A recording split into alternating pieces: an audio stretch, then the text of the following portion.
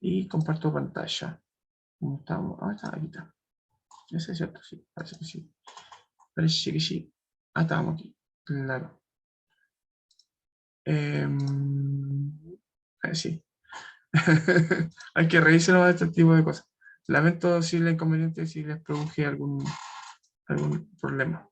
Estábamos recordando, ¿cierto?, de lo que estábamos haciendo en la clase anterior y hablábamos de que para construir una tesis, o sea, una síntesis, perdón, un resumen o sinopsis, hay que basarse en lo más esencial, de manera organizada. Hacer un par de lecturas para poder tener una idea más o menos como completa de lo que se supone que estoy resumiendo.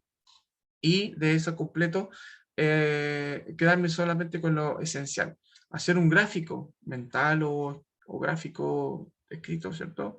Para poder, un esquema, ¿cierto? Para poder tener una visualización mejor de lo que se supone que es la información de lo que estoy sintetizando. Luego, para poder redactar esta síntesis o resumen, parto de la generalización de los objetos particulares, elimino esos detalles que se supone que son accesorios y finalmente hago un ejercicio de conceptualización que tiene que ver con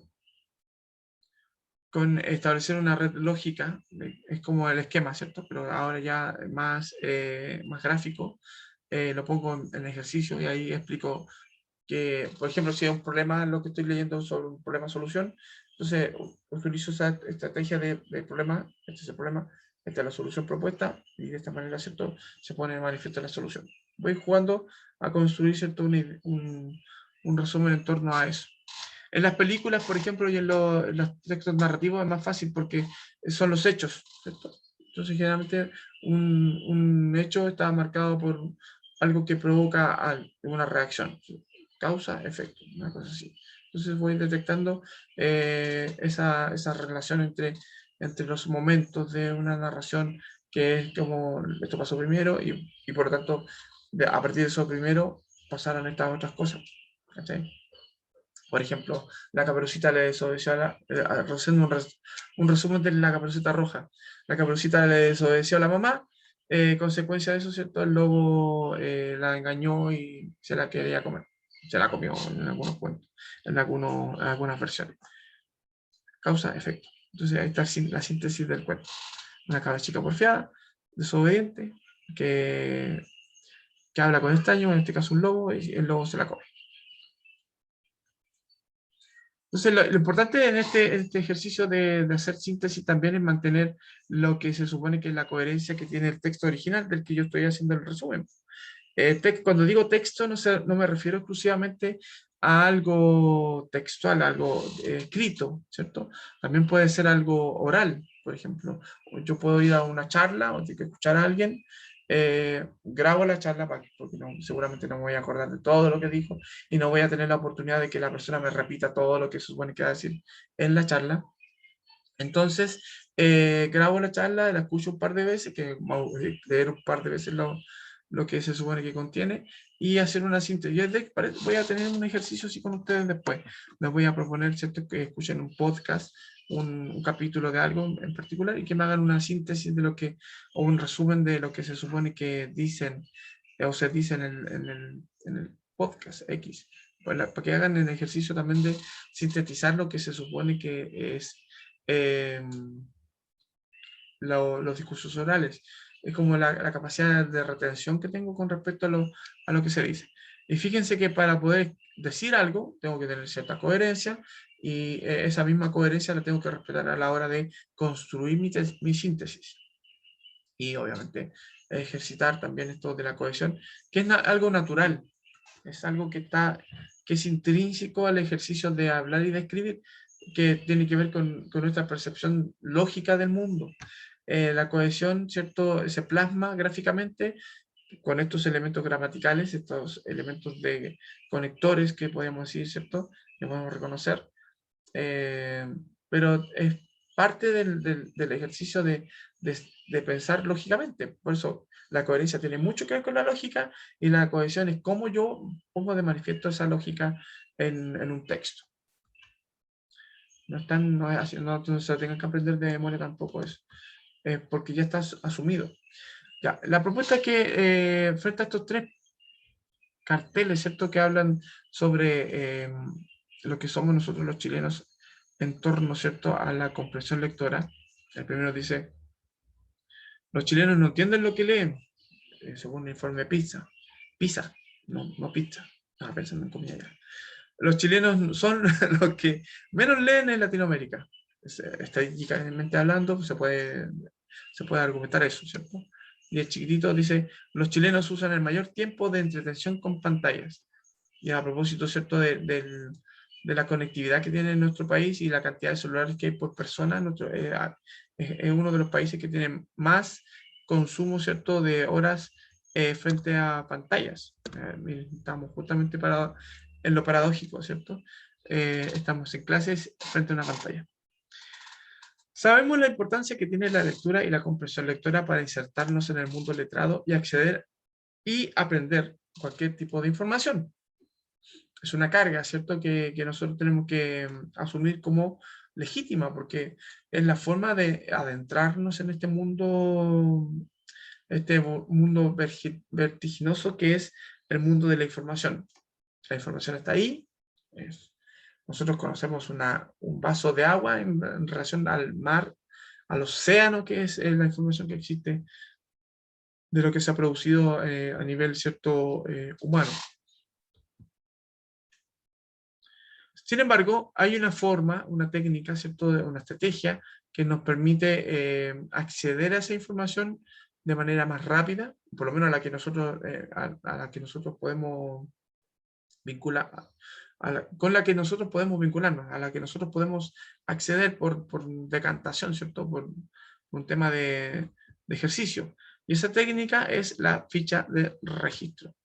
La ficha de registro nos permite, ¿cierto?, como estrategia de comprensión y procesamiento de información, nos permite, ¿cierto?, documentar de alguna manera lo que nosotros hemos consultado como fuente de información, y también nos permite, ¿cierto?, ordenar lo que nosotros hemos leído en esta hemeroteca, que es estos fuentes diversas de información a las que nosotros hemos accedido. Entonces es una técnica de registro, pero también es una técnica de estudio, ¿ya? Es una técnica, perdón, nos permite ordenarnos y acceder a esa información que nosotros disponemos. Es como, imagínense su cerebro como un fichero, ¿cierto? Como una biblioteca, como la que está aquí atrás. Entonces, cada uno de esos libros está en su mente, pero no está todo el libro, porque hay mucha información. Y como nuestra memoria es selectiva, en un proceso, ¿cierto?, de almacenar información, va a quedarse con lo que es fundamental, ¿cierto? Entonces, eso es justamente lo que se plasma en una ficha bibliográfica. Y el acceso, ¿cierto?, a la información macro se logra a través de este recuerdo micro que es el de una ficha bibliográfica. Las fichas tienen una estructura, en general, tienen una estructura que va de la contextualización a hacer hincapié, ¿cierto?, en lo que es más importante, las ideas y citas relevantes, y un resumen, ¿cierto?, que puede incluir también algunas preguntas que nosotros vamos a ir haciendo en el texto, también que podría ser como nuestra reacción frente a lo que estamos leyendo, también un resumen de lo que se supone que el texto en general, y finalmente agregar ahí unas palabras clave que me permiten entender, digamos, qué se trata en el texto más allá de la idea principal, y finalmente, eso sí, ahora sí, una valoración personal, que decir, cómo emocionalmente yo accedo, ¿cierto?, a esa información también para posterior consulta. Fuente, entonces, de donde yo extraigo la información, de donde me nutro, cuáles son los datos que tiene el emisor del texto seleccionado, el contexto, ¿cierto?, involucra también reconocer la contextualización, permite reconocer la editorial, por ejemplo, el año, también el tema, ¿cierto?, el problema del que trata el texto en sí, y si ahí puede haber alguna relación con otro texto. Luego me voy por las ideas principales. Ya sabemos como técnica de resumen que para poder extraer ideas principales voy realizando párrafo, párrafo, párrafo, o punto aparte a punto aparte, desde punto aparte a punto aparte, ¿cierto? Voy diciendo, de aquí a acá hay esta idea principal. Si se hace alguna cita, si yo quiero hacer alguna cita también, uso las comillas y salgo, copio y pego. Aquí, mira, lo que dice el autor, tal cual. Hago preguntas al texto para poder ir haciendo una interacción más personal con respecto al texto mismo. Sintetizo, resumo las ideas, ya tengo las ideas principales, ¿cierto? Aquí puedo hacer una síntesis, me permite, ¿cierto? La idea principal, la extracción de estas ideas principales me permiten resumir el texto de mejor manera. Finalmente anoto qué palabras clave son las que pueden estar relacionadas con el texto y hago una valoración del mismo. Si está bien, si está mal, si está en mi línea editorial o no, etcétera, etcétera, etcétera. Eso es una ficha de registro. Y yo aquí les voy a poner un ejemplo, no sé si, permiso, no sé si alcance, sí, alcanzo. Voy a leerles el texto completo, que es un poquito largo. Dice, a propósito de esto, voy a mostrarles aquí, excepto que este sería como la presentación del texto, ¿ya? Vamos a leer el texto completo. Teresa Moreno hace una especie como de análisis de lo que dice, de las palabras de Daniel Alpern, ¿cierto? Que es un académico, que habla acerca de la dependencia que tenemos los seres humanos sobre los seres humanos, sobre todo nuestro chilito, ¿cierto? Sobre la dependencia que tenemos hacia las pantallas, hacia las redes sociales. Entonces él dice Alpern, y Teresa Moreno como que queda en segundo plano, ¿cierto? Lo importante en este caso es lo que dice él. Es como que él estuviera hablando de primera fuente. Teresa Moreno pasa a ser solamente una transcriptora, ¿ya? Para que no se confunda. Académico Daniel Alpern dice, comillas, hay evidencia científica que considera que las pantallas y las redes sociales son, comillas de nuevo, cocaína electrónica, comillas, comillas. El profesor de nuestra facultad especialista en comunicación estratégica y medios de comunicación digitales, Daniel Alpern, dictó la charla Adicción Digital, la nueva cocaína, con un amplio marco teórico. Acuérdense de la suficiencia, amplio marco teórico. El académico realizó un recorrido por esta fuerte dependencia de las pantallas y redes sociales, comentando por qué se produce, qué implica, ya que realmente nos volvemos adictos. En el año 2012 fue publicada la investigación que realizó el profesor de la facultad Daniel Alpern junto al académico de la Boston University College of Communication, James E. Cast, sobre las consecuencias sociales del uso de tecnologías y cómo la gente reaccionaba socialmente a los robots. Los resultados, las personas que estaban más conectadas a tecnologías eran incapaces de ver aspectos humanos en ellas. O sea, como que fuera parte de la robótica y no de los humanos que están detrás de la robótica. Todo lo contrario a su hipótesis previa. Ese fue mi primer acercamiento de cómo podía el uso constante de tecnología deshumanizar a un individuo, recordó el profesor Halpern durante la charla Adicción Digital, la nueva cocaína. De ahí viene la idea, ¿cierto? En la que el académico hizo un recorrido de cómo y por qué, del cómo y del por qué de este fenómeno. Ya no es el impacto, el efecto de algo, sino una constante. Eso sobrepasa lo que puede ser un impacto negativo, sostuvo Halpern. Un ejemplo de esta constante lo comprobó el invento de Snowboard en Estados Unidos, un videojuego de realidad virtual que sirve para tratar a las personas con quemaduras de piel y que ha ayudado a reemplazar a los analgésicos narcóticos que se le administran a estas personas por los dolores que sienten, ¿cierto? Que se usan generalmente para el tratamiento. Estamos hablando de alguien que prefiere un videojuego a la morfina, mientras le están tratando las quemaduras, el tratamiento más doloroso, explicó el académico. ¿Qué pasa entonces con los niños, adolescentes y adultos que están conectados todo el día? ¿Es lo digital una droga? Según dio a conocer Daniel Halpern, hay evidencia científica que considera que las pantallas y las redes sociales son cocaína electrónica, como lo nombra el psiquiatra y el director del Instituto de Neurociencia y Comportamiento Humano de la UCLA, Universidad de California, si no me equivoco, por sus siglas, Peter Whybrow. Aquí es donde empieza el camino hacia atrás sobre lo que es lo que están haciendo las redes sociales, o RRSS, por sus siglas, ¿cierto? Redes sociales. La búsqueda de conexión y su ilusión. Este es un subtítulo del texto mayor. Según el investigador Halpern, hay 3 elementos fundamentales para entender el efecto de las redes sociales en las personas: la dopamina, la mielina y el parque de las ratas. La dopamina es el central porque nosotros pensamos en función de un circuito de recompensa, explicó el académico. Esta recompensa es lo que nos genera placer y lo que nos hace querer volver a obtenerlo nuevamente. O sea, lo que genera esta adicción.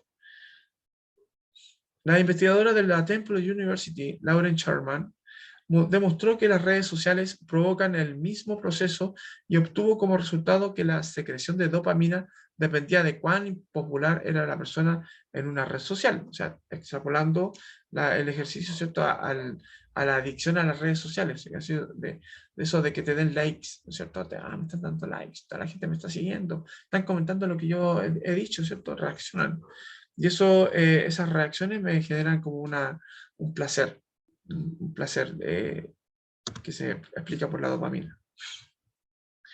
Luego de un repaso por los estudios que sostienen que la depresión y los diagnósticos han aumentado y de una vista rápida a los números de conexión digital, como por ejemplo que solo en Estados Unidos se envían 69.000 textos por segundo, el director de Trend Digital de la facultad, Daniel Halpern, argumentó que al parecer la comunicación electrónica no estaría satisfaciendo nuestra necesidad más profunda de conexión. No es lo mismo, ¿cierto? Al contrario, se está creando una ilusión de que estamos conectados socialmente. O sea, lo que quiero decir es que no es lo mismo estar conectados por las redes sociales que tener estos contactos de verdad, contactos estrechos con las personas de veritas. Lo que dicen a propósito los especialistas sobre las clases presenciales. Es más importante tener clases presenciales por el contacto, ¿cierto? Es más estrecho y más real, más concreto que el digital, que es más. Yo no sé, por ejemplo, ahora mismo si ustedes están durmiendo, paseando al gato, comiendo o escuchándome atentamente, aprendiendo, ¿cierto?, conmigo. No lo sé, no lo podría certificar. 3 razones que se han dado en esta incidencia que tienen las redes sociales en la salud mental son la comparación social, el lenguaje negativo y la productividad. La primera corresponde a que en las redes sociales se conoce solo lo mejor de la otra persona. O sea, lo que publica en Instagram siempre son cosas, podríamos decir, buenas. Nunca el lado malo, ¿cierto? No así Twitter, que ahí sale todo lo malo de las personas. Es lo que ven las personas. Entonces, si hay alguien que se siente triste solo y va más allá y se mete y ve que todos están como amigos y pasando la espectacular, es una daga al corazón, afirma el profesor. El lenguaje negativo se da mucho en las redes sociales, sobre todo en Twitter, pues generalmente los usuarios dicen lo que piensan y no piensan lo que dicen. En cambio, en el cara a cara hay un mayor filtro social, pues se piensa más al momento de hablar. Alguien que está mucho tiempo en las redes sociales y ve cómo la gente, cómo se trata a la gente, ¿cierto?, le da asco. Recalca el director de Trend Digital, le agrega que en las redes sociales la gente puede estar 3 horas conectado y le preguntan, ¿qué hiciste? Y la persona dice, nada. Pues luego de estar conectado constantemente, las personas tienden a bajar considerablemente su ánimo y su autoimagen, ¿cierto? Esto porque sienten cero productividad, o sea, como no he hecho nada. Como, no hicimos nada. Hoy día estuvimos toda la clase, toda la mañana en clase. ¿Qué aprendieron? Nada. El deseo de lo nuevo. ¿Y por dónde escapamos? La necesidad de conexión es permanente en las personas. Sin embargo, hay otro concepto que se perfila como necesidad constante del ser humano y que es esa búsqueda de lo nuevo, por lo nuevo, la sed de novedad. Es lo que se llama neofilia y es uno de los factores importantes de por qué nos podemos volver adictos cuando estamos frente a las pantallas. Con tecnología, la novedad es la recompensa. Nos hace adictos a la novedad. No es solo conexión, no es solo validación social, es el drive que tenemos por la novedad, por el querer algo nuevo que es tan propio de la biología humana, explica el profesor Alpern. De hecho, eso de ver memes, pues, cada vez que, ese meme ya lo vi, no lo pesco, meme nuevo, ¿sí? Seguramente eso no, es más atractivo. El docente muestra de nuestra facultad también se refirió a la disminución de mielina con las pantallas y el experimento Parque de las Ratas del investigador Stuart Macmillan, el que comprobó que al ponerle diferentes estímulos a las ratas en una caja, como juegos, naturaleza y ratas de otro sexo, por ejemplo, estas preferían estos elementos antes que la morfina, que también se le ponía a su alcance. En cambio, si se las encerraba en una caja solo con la droga, se volvían adictas a esto. En esta misma lógica, la que está planteando posibles caminos para resolver el problema de la adicción a las tecnologías. Las soluciones que todos plantean es la desintoxicación que se tiene que poner un parque de diversiones, perdón, me perdí. Las soluciones que todos plantean es en la desintoxicación es que tienen que poner en un parque de diversiones, así, tienen que salir de la caja de morfina. Todos concuerdan también que el contacto con la naturaleza es la actividad principal para salvar y sanar cualquier tipo de adicción. Eres mi cosita. Ya no, después lo arreglo. Para sacar cualquier tipo de adicción, concluye Harper.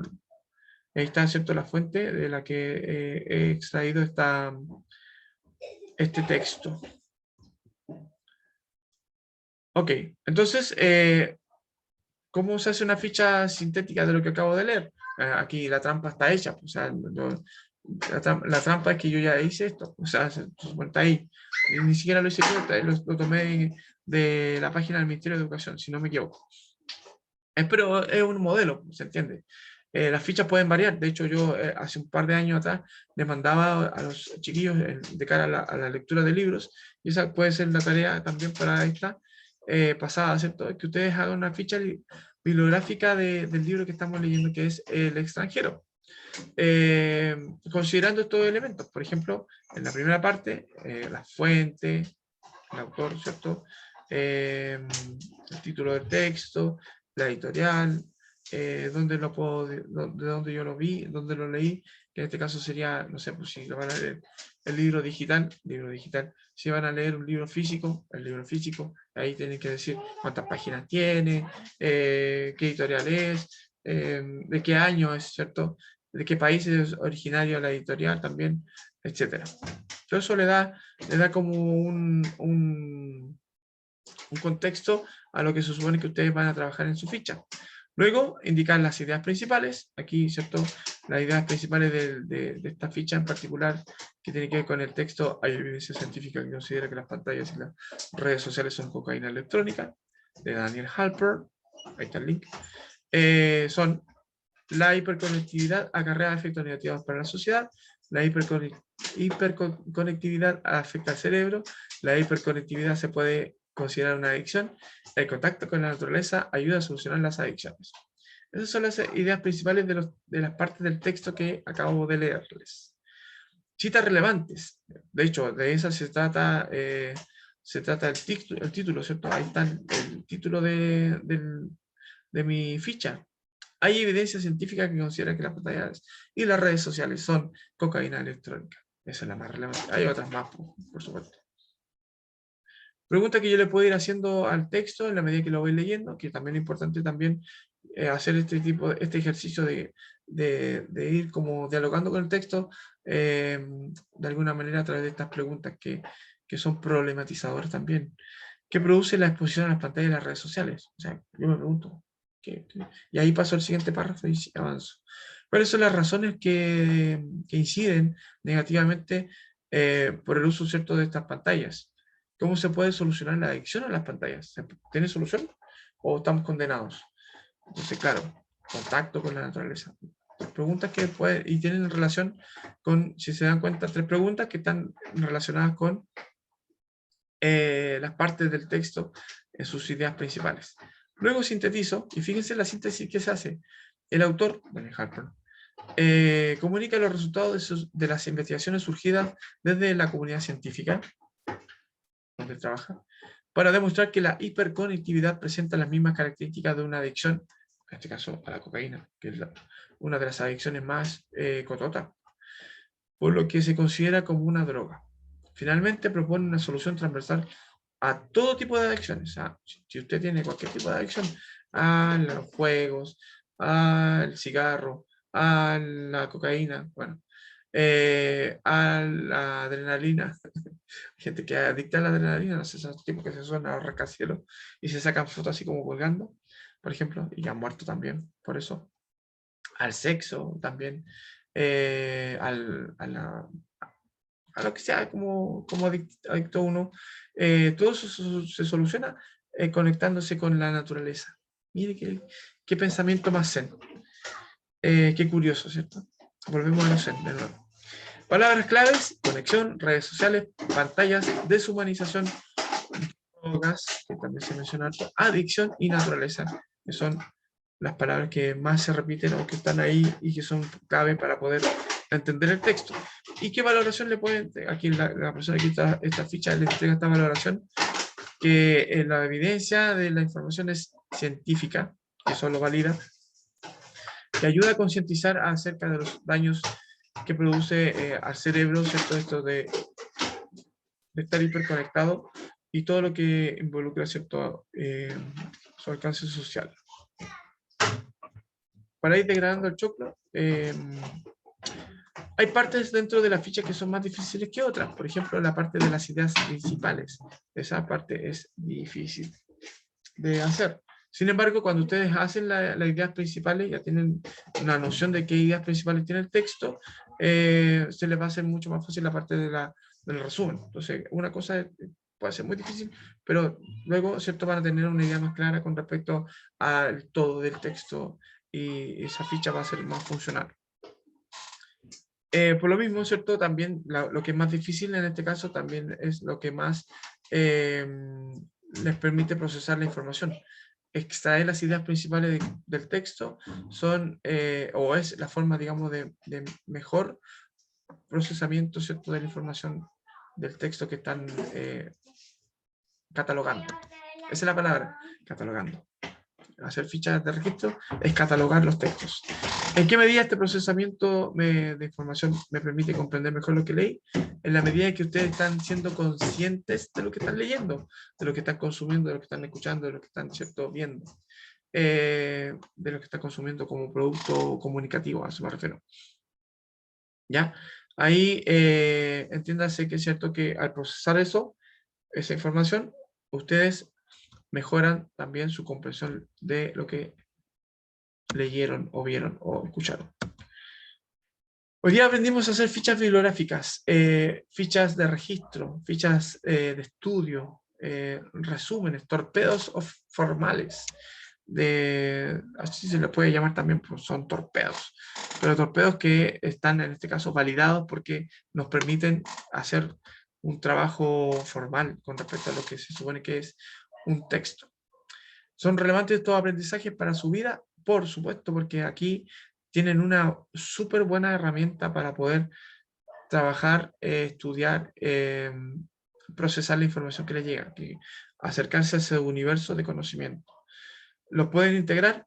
Esa es la idea. De hecho, de ahí debería salir una tarea que les voy a dejar. Así, les voy a dejar como abierta la idea de que hagan un resumen tipo ficha del libro El extranjero de Albert Camus, ¿ya? Del libro que estén leyendo, ustedes si lo están leyendo virtual, ahí ponen el link o todo lo que, donde están leyendo el contexto, ¿cierto? Hacen ideas principales del texto, puede ser por capítulo incluso, y después un resumen macro del texto y una valoración personal. Después les voy a mandar el formato de ficha bibliográfica para que lo apliquen, ¿ya? Cuando digo después me refiero, ¿cierto? Ojalá dentro del día o si no dentro de la próxima semana, ya que nos vamos a ver de aquí al próximo viernes, nos vemos, ¿cierto? En la próxima clase. Chiquillos, cuídense harto, los quiero mucho, es muy importante que se cuiden harto por lo mismo, para que nos volvamos a reencontrar pronto. Un abrazo grande. El viernes feriado. Buen fin de. El viernes feriado. Gracias por el dato. El próximo viernes feriado, así que nos vamos a ver en 2 viernes más. Cuídense harto. Chau, chau. Chao, profe. Chao, Pia.